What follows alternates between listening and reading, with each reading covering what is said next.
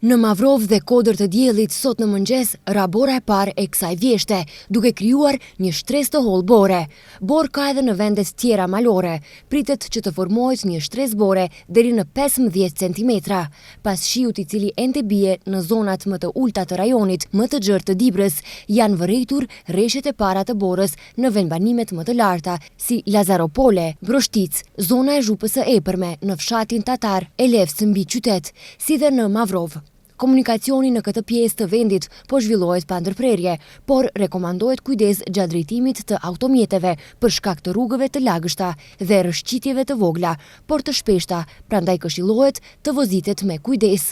Në akseset rrugore nën përgjegjësinë tonë ka rrëshqitje të vogla, por të shpeshta të gurve, për shkak të rrugëve të lagështa, si dhe mundësisë për rrëshqitje më të mëdha, për të cilat është I njohur rajoni ynë, rekomandojmë vozitje shumë të kujdesshme dhe respekt të rrept të sinjalistikës rrugore. Ekipet tona janë vazhdimisht në terren me qëllim pastrimin në kohë dhe zhvillimin e sigurt të trafikut, konfirmuan nga seksioni I Dibrës të ndërmarrjes publike për mirëmbajtjen e rrugëve magjistrale dhe rajonale.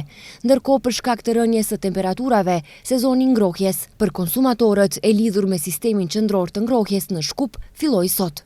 Temperaturat kanë pësuar një rënje të ndjeshme në Shqipëri, ndërsa në zonat verilindore mbi 1000 metra lartësi janë regjistruar rreshje dëbore. Në disa zona, trashësia e borës ka arritur nga 15 deri në 20 cm.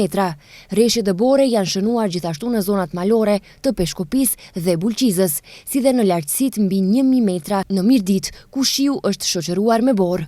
Në fshatin Borov të Librazhdit, rreshjet e dëborës zun ende pa shtektuar dallëndyshet.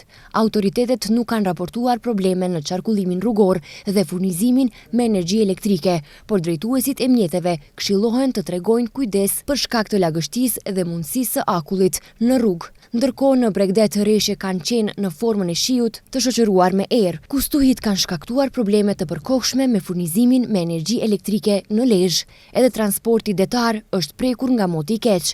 Autoriteti portual Durrës njoftoi se për shkak të kushteve të vështira në detin Adriatik, lundrimet e parashikuara për linjën Durrës-Bari dhe Anasjeltas janë anuluar.